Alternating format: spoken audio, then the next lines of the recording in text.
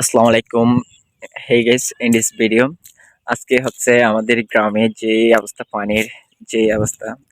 So 2 দিন যাবত বৃষ্টি হচ্ছে, এই জন্য এখানে সব বিলের মধ্যে সবখানে পানি উঠে গেছে।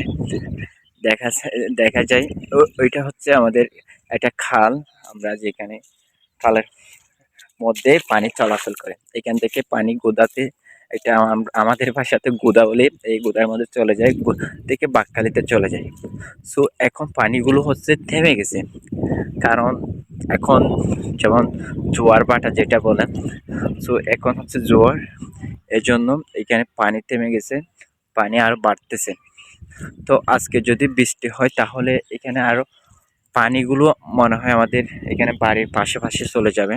সো দেখেন পুরা বিলটা ডুবে গেছে, পুরা বিলটা পানির মধ্যে ডুবে গেছে। সো আমাদের এইদিকে যে একটা বিষয় হচ্ছে, এদিকে যে একটা আর কি ওইদিকে যে ধানের বীজ রোপণ করছে, এই বীজ রোপণের যে জমিগুলো আছে সব জমিগুলো ডুবে গেছে। আরও এখন বীজগুলো হচ্ছে ছোটো ছোটো, এই জন্য এখানে বীজের ক্ষতি হবে, ধানের যে রোপণ করছে এগুলো ক্ষতি হবে। সো আমার সবচেয়ে হচ্ছে ভালো লাগতেছে এখানে যে ভিউটা অসাধারণ, সো দেখতে ভালো লাগে। অ্যান্ড গ্রামের যে বর্ষার পরিবেশটা আছে সেটা একটু সুন্দর। পানি যদি এতটুক থাকলে তাহলে খুব সুন্দর দেখাবে, বাট এতটুক থেকে কমে গেলে আলহামদুলিল্লাহ আমরা ভালোতে থাকবো।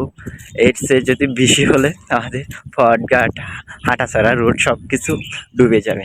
এই জন্য হাঁটা চলা করতেই কষ্ট হবে। সো যদি বৃষ্টি যদি আর 2 দিন যাবত দিলে তাহলে আমাদের যে বাড়িতে চলে পানি উঠে যাবে। সো একটু দোয়া করবেন। Thank you so much everyone. Okay.